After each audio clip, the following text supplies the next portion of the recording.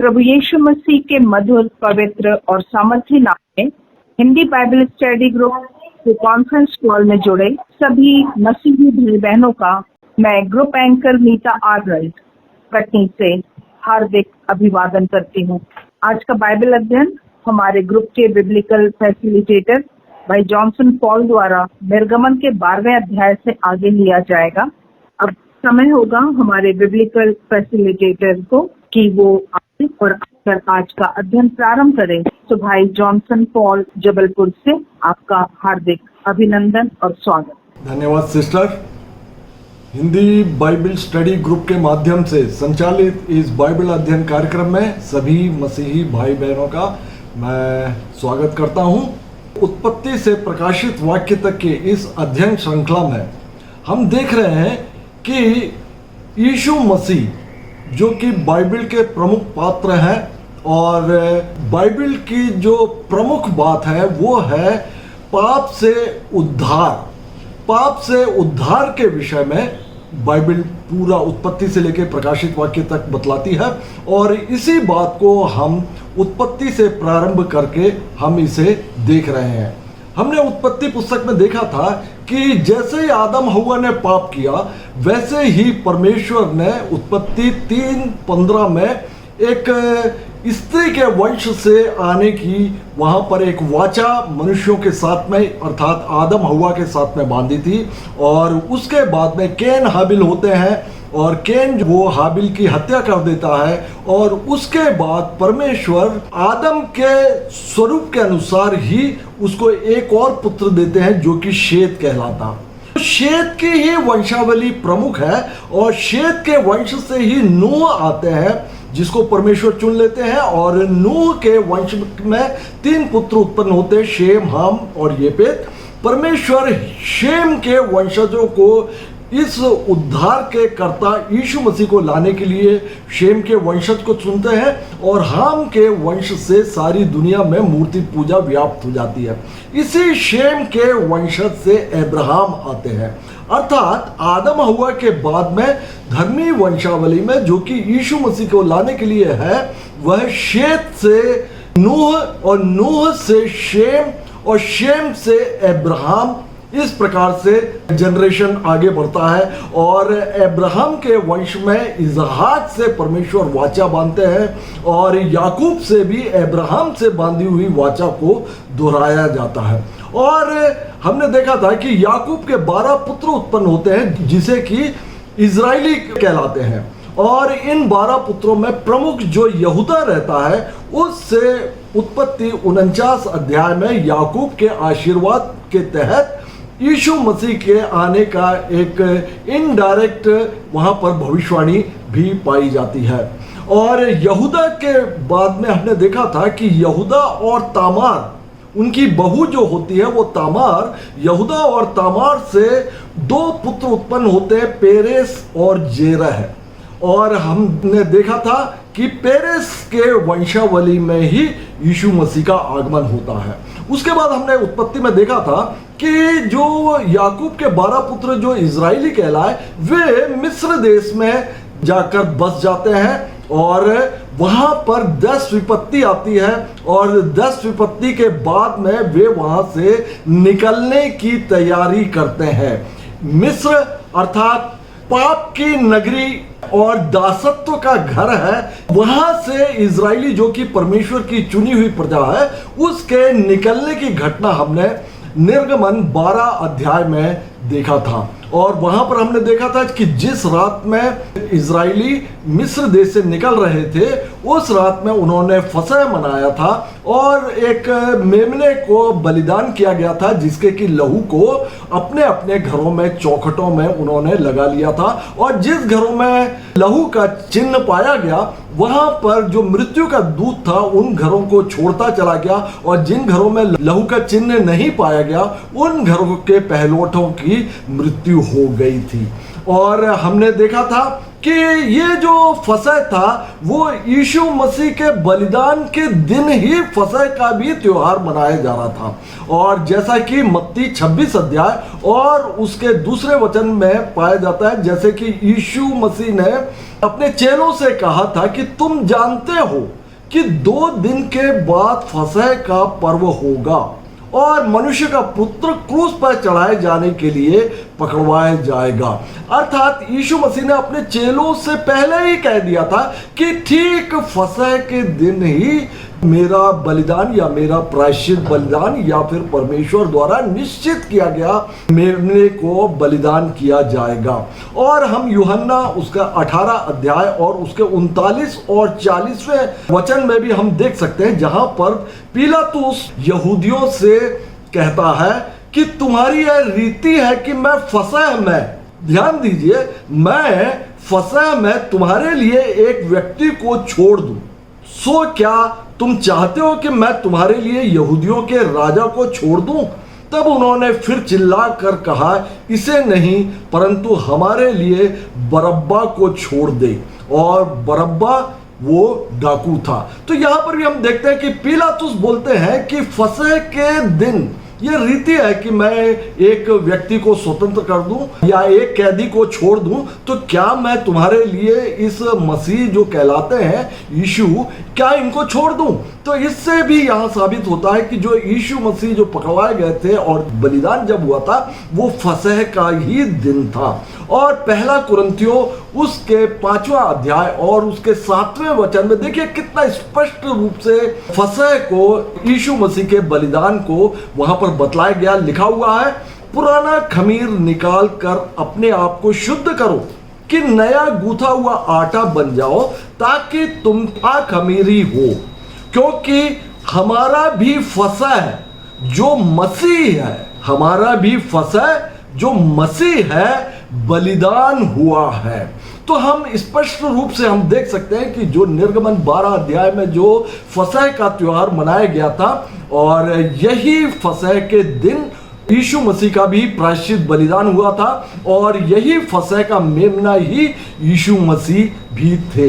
ये बात इजरायलियों को फसह मनाने की पीढ़ी दर पीढ़ी आज्ञा दी गई थी कि तुम इस बात को स्मरण रखना, और वह बात जो है यीशु मसीह में आकर पूरी होती है, क्योंकि यहाँ पर जो इजरायलियों को कहा गया था कि इसको जो है पीढ़ी दर पीढ़ी तुम मनाया करना और इस दिन को स्मरण किया करना।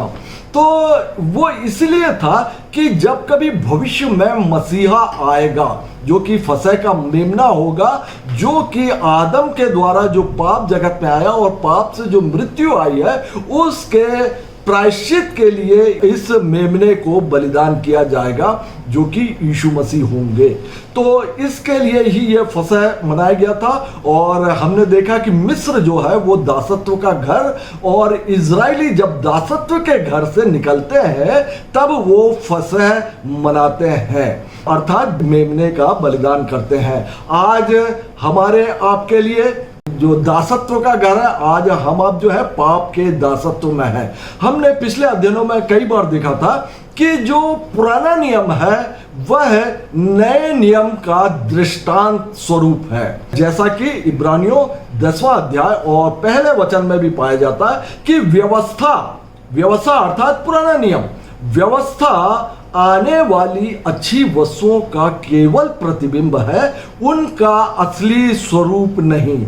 और कुलसियों और उसके दूसरा अध्याय और उसके 17वें वचन में भी पाया जाता है कि मूल वस्तुएं मसीह की हैं, मसीह की है, अर्थात नया नियम वो मूल है और पुराना नियम वह केवल प्रतिबिंब है या छाया है।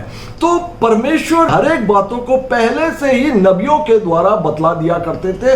और हम देखते हैं कि ये जो बाइबल की प्रथम 5 पुस्तकें हैं, उत्पत्ति से लेकर व्यवस्था विवरण तक, ये नियम की पुस्तक कहलाती है। इसमें परमेश्वर ने अपने नबी के द्वारा, जो मूसा जो था वह नबी ही था, और नबी का अर्थ होता है परहित में प्रार्थना करने वाला। और मूसा इजराइलियों के लिए प्रार्थना किया करता था। वह नबी था और इस मूसा नामक नबी से परमेश्वर ने बातें की और उन्होंने अपने नियमों को मनुष्यों के लिए प्रदान किया था। और अब हम देखते हैं निर्गमन 13 अध्याय में, वहां पर लिखा हुआ है, निर्गमन 13 अध्याय और उसका 3 वचन से लिखा हुआ है, फिर मूसा ने लोगों से कहा, इस दिन को स्मरण रखो जिसमें तुम लोग दासत्व के घर अर्थात मिस्र से निकल आए हो। प्रभु तुमको वहां से अपने बलवंत हाथ से निकाल लाया है। इसमें खमीरी रोटी ना खाई जाए। खमीरी रोटी, मैंने आपको पिछले अध्ययन में भी बतलाया था कि खमीर का अर्थ होता है पाप। खमीर का अर्थ होता है पाप और अखमीरी का अर्थ होता है निष्पाप अर्थात पाप रहित होना। तो यहां पर बतलाते कि इस फसह के दिन खमीरी रोटी ना खाई जाए अर्थात अखमीरी रोटी ही खाई जाए। और हम अब जानते हैं जब इस फसह रूपी मेमने को अर्थात जब यीशु मसीह को हम ग्रहण करते हैं, जब हम प्रभु भोज लेते हैं और उसको हम उनके मांस और लहू को जब हम ग्रहण करते हैं, तब हमको खमीर से अर्थात पाप से दूर रहना चाहिए, क्योंकि यही फसह का मेमना भी था। और आगे लिखा हुआ है 13 अध्याय और उसका 5वें वचन में, इसीलिए जब प्रभु तुमको कनानी, हित्ती, एमोरी, हिव्वी, यबूसी लोगों के देश में पहुंचाए अर्थात कनान देश में जब पहुंचाए जाए, जिसे देने की उसने तुम्हारे पूर्वजों से शपथ खाई थी और जिसमें दूध और मधु की धारा बहती है, तब तुम इसी महीने में पर्व मानना। दूध और मधु की धारा कनान देश में बहती है और हम जानते हैं कि जैसे कि मिस्र देश वो दासत्व का घर है और मिस्र देश वह आज के समय में पाप की गुलामी में है और कनान देश वह स्वर्ग राज्य है जहां पर दूध और मधु की धारा बहती है। तो यहाँ पर परमेश्वर का वचन जो कि मूसा को दिया गया था बतलाते हैं कि इसको उसी महीने तुम इसको पर्व करके मनाना। और 9वां वचन बतलाता है कि फिर यह तुम्हारे लिए तुम्हारे हाथ में एक चिन्ह होगा और तुम्हारी आंखों के सामने स्मरण कराने वाली वस्तु ठहरे, जिससे प्रभु की व्यवस्था तुम्हारे मुंह पर रहे, क्योंकि प्रभु ने तुम्हें अपने बलवंत हाथों से मिस्र से निकाला है। इस कारण तुम इस विधि को प्रति वर्ष नियत समय पर माना करना। ये इजराइलियों को हर साल मनाए जाने की इसके लिए इतनी गंभीर है कि लिखा हुआ है कि तुम्हारे हाथ में एक चिन्ह के रूप में और तुम्हारे आंखों के सामने स्मरण कराने वाली वस्तु ठहरे। ये फसह का त्योहार क्यों? क्योंकि इसी फसह के दिन ही परमेश्वर का जो मेमना था उसको बलिदान किया जाना था सारे जगत के पाप मोचन के लिए। और आगे हम देखते हैं कि इजराइली वहां से रात को निकल जाते हैं। तब निर्गमन 13 अध्याय और उसके 17वें वचन में पाया जाता है कि जब फिरौन ने लोगों को जाने की आज्ञा दे दी, तब यद्यपि फलिस्तियों के देश से होकर जाने वाला मार्ग छोटा था, तो भी परमेश्वर यह सोचकर उनको उस मार्ग में नहीं ले गया कि कहीं ऐसा ना हो कि जब ये लोग लड़ाई देखें तब पछता कर मिस्र देश को लौट जाए, वापस दासत्व के घर में, वापस पाप में वे लौट ना जाए घबरा कर लड़ाइयों को देखकर। ये जो मार्ग जो था वह बहुत छोटा था, बहुत छोटा मार्ग था, लेकिन परमेश्वर उनको घुमा कर ले गया। और उस पूरे मार्ग में हम आगे अध्ययनों में देखेंगे कि पूरे मार्ग में परमेश्वर इन इजराइलियों की निरंतर परीक्षा भी करते रहते हैं कि ये हमारी आज्ञाओं को मानेंगे कि नहीं मानेंगे। और आगे हम देखते हैं कि परमेश्वर इनको अपनी आज्ञाएं और अपनी व्यवस्था इनको देते हैं। और आगे लिखा हुआ है कि 19वां वचन, मूसा यूसुफ की हड्डियों को साथ लेता गया, क्योंकि यूसुफ ने इजराइलियों से कहा था कि परमेश्वर निश्चय तुम्हारी सुधि लेगा, और उनको इस विषय की दृढ़ शपथ खिलाई थी कि वे उसकी हड्डियों को अपने साथ वहां से ले जाएंगे। तो जब मिस्र से निकलते समय यूसुफ ने पहले ही बोल दिया था, यूसुफ की मृत्यु के समय, जो कि उत्पत्ति 50 अध्याय और उसके 24 और 25वें वचन में पाया जाता है। मैं इसको पढ़ देता हूं। यूसुफ ने अपने भाइयों से कहा, मैं तो मरने पर हूं, परंतु परमेश्वर निश्चय तुम्हारी सुधि लेगा और तुम्हें इस देश से निकालकर उस देश में पहुंचा देगा जिसके देने की उसने अब्राहम, इसाक और याकूब से शपथ खाई थी।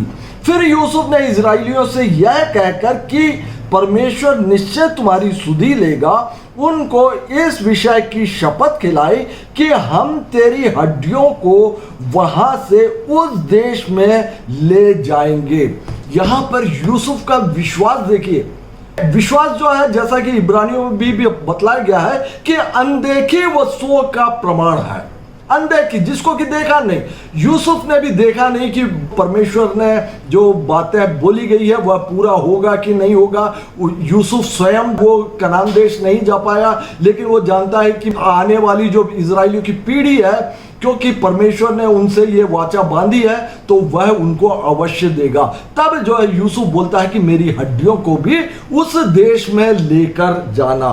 तो यहाँ पर हम देखते हैं कि जब इजराइली मिस्र देश को छोड़ते हैं और कनान देश की ओर निकलते हैं, उसी समय पर वे यूसुफ की हड्डियों को भी अपने साथ ले जाते हैं।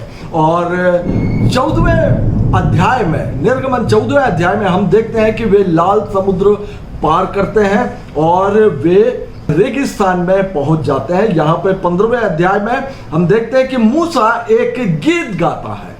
एक गीत वहां पे पूरा 15 अध्याय में एक मूसा का गीत दिया हुआ है। और इसी प्रकार से हम देखते हैं भजन संहिता 90 सैम 90 जो है वह भी मूसा के द्वारा लिखा गया गीत ही है। और इसके बाद हम देखते हैं कि प्रकाशित वाक्य में यही मूसा का जो गीत है वह पाया जाता है। प्रकाशित वाक्य और उसका 15वां अध्याय, वहां पर जो 7 विपत्तियों के पूरा होने का अवसर पर यह वर्णन पाया जाता है कि फिर मैंने स्वर्ग में एक और बड़ा और अद्भुत चिन्ह देखा, अर्थात 7 स्वर्गदूत जिनके पास 7 पिछली विपत्तियां थी, क्योंकि उनके हो जाने पर परमेश्वर के प्रकोप का अंत हो गया। और मैंने आग से मिले हुए कांच का सा एक समुद्र देखा, और जो उस पशु पर और उसकी मूरत पर और उसके नाम के अंक पर जयवंत हुए थे, जो उस क्लेश काल में जो उस पशु पर और उसकी मूर्ति की जो आराधना नहीं करते हैं उन पर जो जयवंत हुए थे, उन्हें उस कांच के समुद्र के निकट परमेश्वर की वीणाओं को लिए हुए खड़े देखा। और वे परमेश्वर के दास मूसा का गीत और मेमने का गीत गा गा कर कहते थे कि हे सर्वशक्तिमान प्रभु परमेश्वर, तेरे कार्य बड़े और अद्भुत हैं। तो यहां पर देखेंगे 3 मूसा के गीत पाए जाते हैं बाइबल में, जो लाल समुद्र से निकलते समय, जो कि निर्गमन 15 अध्याय में है, मूसा का गीत है, और भजन संहिता 90 में, और प्रकाशित वाक्य में जो जय पाए हुए लोग वो मूसा का गीत गाते हैं। यहां पर भी आप देखते हैं कि जो मिस्री लोग थे उनके दासत्व से जब ये छूट जाते हैं, तो वहां पर लाल समुद्र को बहुत बड़े एक अड़ंगे को वो पार करके वो निकल आते हैं, अर्थात वो परमेश्वर की सामर्थ में वे जयवंत होते हैं। तब मूसा वहां पर एक गीत गाता है जो कि निर्गमन उसके 15वें अध्याय में पाया जाता है। और लाल समुद्र को पार कर कर वे रेगिस्तान में आते हैं, और रेगिस्तान में वहां पे मारा नामक एक स्थान में वहां पर वे प्यास से बेहाल हो जाते हैं, और उनको एक पानी का जगह मिलता है, लेकिन वो पानी जो होता है वो कड़वा होता है और वह पानी पिया नहीं जा सकता था। तब परमेश्वर मूसा को एक पौधा बतला कर देते हैं कि तू इसको डाल दे तो पानी मीठा हो जाएगा। इस प्रकार से मूसा जो है उस कड़वे पानी में परमेश्वर द्वारा बतलाए गए उस पौधे को डाल देते हैं, जिससे कि पानी मीठा हो जाता है और सारे इजरायली पीकर तृप्त होते हैं। यहाँ पर परमेश्वर बोलते हैं कि मैं तुम्हारा चंगा करने वाला परमेश्वर हूँ, यहोवा राफा या यहोवा रोपेखा। परमेश्वर को कभी किसी ने नहीं देखा। परमेश्वर को उसके गुणों के आधार पर मनुष्य जानता है। जैसे कि यहोवा बारा परमेश्वर सृष्टि करता है और यहोवा जो है उपाय करने वाला परमेश्वर है। इसी प्रकार से यहाँ पे चंगा करने वाले परमेश्वर के रूप में परमेश्वर ने अपनी चुनी हुई प्रजा इजराइलियों पर स्वयं को प्रकट किया था। 16वें अध्याय में हम देखते हैं कि रेगिस्तान में जो परमेश्वर की चुनी हुई प्रजा वह आगे बढ़ती जाती है, तो यहाँ पर भूख और प्यास से वे बेहाल होते हैं और वो वापस चले जाना चाहते हैं और वे कुड़कुड़ाते हैं। तब वहाँ पर परमेश्वर मन्ना और बटेरों को वे प्रदान करते हैं। मन्ना वे आकाश से प्रदान किया जाता है और मन्ना जो है उसके विषय में भजन संहिता 78 अध्याय और उसके 24 और 25 वचन में पाया जाता है कि उनके लिए खाने को मान बरसाया, मान अर्थात मन्ना बरसाया और उन्हें स्वर्ग का अन्न दिया। तो मन्ना वो स्वर्ग से गिरी हुई वस्तु थी या स्वर्ग से गिरी हुई भोजन वस्तु थी। लिखा हुआ है उन्हें स्वर्ग का अन्न दिया, उनको शूरवीरों की सी रोटी मिली, उसने उनको मनमाना भोजन दिया। यहाँ शूरवीरों के स्थान पर मूल में यहाँ पे स्वर्गदूत पाया जाता है, अर्थात ये जो मन्ना जो है यह स्वर्गदूतों का भोजन है, ये स्वर्गदूतों का भोजन है। और आगे भजन संहिता 105 और उसके 40वें वचन में भी पाया जाता है कि उन्होंने मांगा, अर्थात इजराइलियों ने मांगा, तब उसने अर्थात परमेश्वर ने बटेरे पहुंचाई और उनको स्वर्गीय भोजन से तृप्त किया।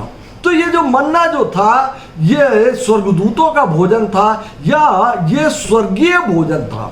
तो यूहन्ना उसका 6वां अध्याय और उसके 51वें वचन में देखिएगा कि इस स्वर्गीय भोजन के विषय में क्या बोला गया या इस मन्ना के विषय में क्या बोला गया। लिखा है, यीशु मसीह का वचन है कि जीवन की रोटी जो स्वर्ग से उतरी मैं हूं। तो ये जो मन्ना यहाँ पे बरसाया गया और इजराइली अर्थात परमेश्वर की प्रजा उसको खाकर तृप्त हुई, यह भी एक दृष्टांत है। यह भी एक दृष्टांत के रूप में बतलाया गया था कि देखो इस मन्ना को जिसको कि कोई नहीं जानता, कोई इंसान नहीं जानता कि यह क्या वस्तु है, और इसी प्रकार से वह स्वर्गीय रोटी जो होगी जो कि स्वर्ग से उतरेगी अर्थात यीशु मसीह, उसके विषय में भी कोई नहीं जानता। वास्तव में कोई नहीं जानता कि वह किस प्रकार से स्वर्ग से इस पृथ्वी पे उतरे, किस प्रकार से माता मरियम से गर्भ धारण किया उन्होंने पवित्र आत्मा ने, और किस प्रकार से वे परमेश्वर के पुत्र ठहरते हैं। इसको बिल्कुल ठीक ठीक कोई भी नहीं जान सकता। ये बहुत बड़ा एक रहस्य है। फिर भी परमेश्वर ने हमारे आपके लिए एक पर्याप्त वचन बाइबल में दिए हैं कि थोड़ा बहुत हम इन बातों को जान सकें ताकि हम इन पर विश्वास भी कर सकें। और इसके विषय में जैसे मैंने यूहन्ना उसका 6वां अध्याय और उसके 91वें वचन में बतलाया कि जीवन की रोटी जो स्वर्ग से उतरी मैं हूं, यदि कोई इस रोटी में से खाए तो सर्वदा जीवित रहेगा, और जो रोटी मैं जगत के जीवन के लिए दूंगा वह मेरा मांस है। तो आप देखेंगे कि यीशु मसीह का कितने प्रतीकात्मक रूप से इजराइलियों को मन्ना के रूप में यहाँ पर दिया गया था। और इब्रानियों और उसका 9वां अध्याय और उसका 3रा और 4था वचन वहां पर लिखा हुआ है कि दूसरे पर्दे के पीछे वह तंबू था। ये जो टैबरनेकल है वहां पे 3 स्थान पाए जाते हैं जो कि परम पवित्र स्थान, पवित्र स्थान और आंगन। तो यहाँ पे लिखा हुआ है दूसरे पर्दे के पीछे वह तंबू था जो परम पवित्र स्थान कहलाता है, उसमें सोने की धूपदानी और चारों ओर सोने से मड़ा हुआ वाचा का संदूक और इसमें मन्ना से भरा हुआ सोने का मर्तबान और हारून की छड़ी जिसमें फूल फल आ गए थे और वाचा की पट्टियां थी। तो ये सोने के मर्तबान में इस मन्ना को रखा गया था ताकि जो आने वाली भविष्य की पीढ़ी है उनको इस बात का स्मरण रहे कि परमेश्वर ने उनके पूर्वजों को रेगिस्तान में, जहाँ पे ना भोजन मिल पाता है और ना पानी मिल पाता है, कितने आश्चर्यजनक रूप से उनके पूर्वजों का पालन पोषण किया था। और यह जो सोने के पात्र में रखा हुआ जो मन्ना है, सोचिए कि कितने सालों तक ये खराब नहीं हुआ। जब तक ये वाचा के संदूक में रहता था और तब तक राजा दाऊद के समय काल तक ये वाचा का संदूक था और यह सोने का मर्तबान और यह मन्ना भी इसमें सुरक्षित था। लेकिन आप देखेंगे कि इसके वर्णन में जहाँ पे इजराइलियों को रेगिस्तान में जब ये मन्ना बरसाया गया था तब उनको प्रतिदिन वो मन्ना खाना पड़ता था। यदि उसको दूसरे दिन के लिए रख दिया जाए तो उसमें कीड़े पड़ जाते थे। लेकिन कितने आश्चर्यजनक बात है कि वाचा के संदूक में इसी मन्ना को वे सैकड़ों सालों तक वह सुरक्षित भी रहा है। और 17वें अध्याय में हम देखते हैं कि यहाँ पर आगे चलते हुए वहाँ पे रपीदीम नामक एक चट्टान वहाँ पे पड़ता है। यहाँ पे फिर से जो इजरायली जो है वो प्यास से बेहाल हो जाते हैं। परमेश्वर वहाँ पर उनके पीने का भी इंतजाम करता है। और हमने इसके पहले देखा कि खाने का जो इंतजाम है वो मन्ना और मांस के रूप में बटेरों के द्वारा परमेश्वर ने इनको प्रदान किया था। ये सब कुछ बातें जो है ये दृष्टांत स्वरूप है, क्योंकि पुराना नियम कुल मिला के दृष्टांत है जो कि आने वाले मसीह को प्रतिबिंबित करता है, ताकि जब वास्तव में पाप मोचन के लिए परमेश्वर का वो मेमना आएगा, वो प्रायश्चित बलिदान देगा, तो जो नए नियम काल के विश्वासी हम आप उसको अच्छी रीति से विश्वास कर सकें। इसीलिए आज हमारे पास पुराना नियम और नया नियम दोनों है, ताकि हम छाया को भी देखें और उसके हकीकत को भी यीशु मसीह के रूप में इसको देखें। तो रपीदीम नामक एक जगह पर वहाँ पर पहुँचते हैं तो वहाँ पर फिर ये इजरायली कुरकुराने लगते हैं और वहाँ पर भी मूसा को बहुत तंग करते हैं कि हमको पीने के लिए पानी दे। तब मूसा परमेश्वर से प्रार्थना करता है और वहाँ पर लिखा हुआ है कि तू होरे पहाड़ की एक चट्टान, उस पर तू लाठी से प्रहार कर। लिखा हुआ है 17 अध्याय और उसके 6वें वचन में कि उस चट्टान पर मैं खड़ा रहूंगा और वह चट्टान तुझे पानी देगी। तो मूसा से यहाँ पे बोला था कि तू उस चट्टान को प्रहार कर। तो इस चट्टान के विषय में यह भी जो था यह मसीह का एक प्रतिरूप था। आप इस बात को देख सकते हैं पहला कुरिन्थियों और उसका 10वां अध्याय और उसके 3 और 4 वचन में प्रेरित पौलुस जो है अपने पूर्वज इजराइलियों के रेगिस्तान की यात्रा के विषय में बतलाते हुए यहाँ पर कहते हैं कि सब ने एक ही आत्मिक भोजन किया और सब ने एक ही आत्मिक जल पिया, क्योंकि वे उस आत्मिक चट्टान से पीते थे जो उनके साथ साथ चलती थी और वह चट्टान मसीह था। यहाँ पे देखिए प्रेरित पौलुस ने जो दृष्टांत के रूप में जो ओल्ड टेस्टामेंट में बतलाया गया था कि रपीदीम का जो चट्टान के विषय में परमेश्वर ने जो बोला था कि तू उस चट्टान पर प्रहार कर, लाठी से प्रहार कर, तो वो तुझे पानी देगा और तुम उसको पीकर तृप्त होंगे। वह चट्टान जो था यहाँ पे पहला कुरिन्थियों और उसका 10वां अध्याय और उसके 3 और 4 वचन में बतलाया गया कि वह चट्टान मसीह था। और उस चट्टान पर जब मूसा ने लाठी से प्रहार किया तो क्या हुआ, चट्टान जो है फट गया या टूट गया और यह यीशु मसीह के क्रूसीकरण को दिखलाता। और यीशु मसीह ने बोला भी कि जीवन का जल मैं हूँ, जो इसमें से पिएगा वह फिर कभी प्यासा ना होगा। तो इस बात को भी हमने यहाँ पर देखा। तो आज हम मात्र 17वें अध्याय तक यहाँ पर हम समाप्त करते हैं। हम इस अध्ययन श्रृंखला में जो कि उत्पत्ति से लेकर प्रकाशित वाक्य तक है, हम देखना चाहते हैं कि परमेश्वर की वो जो उद्धार की योजना है, पाप मोचन की जो योजना है, जो कि उत्पत्ति 3:15 में की गई प्रॉमिस या वाचा, जब आदम हव्वा ने पाप कर दिया था तो जो एक कुंवारी के गर्भवती होने की जो बात वहाँ पे कही गई और जो मसीह जिसके अंतर्गत ये मसीह आए, वह बात जो प्रत्येक पुस्तकों में किस प्रकार से पूरी होती जाती है। तो यहाँ पर मैं आज अपना अध्ययन समाप्त करता हूँ। परमेश्वर आप सभी को बहुतायत से आशीष दे।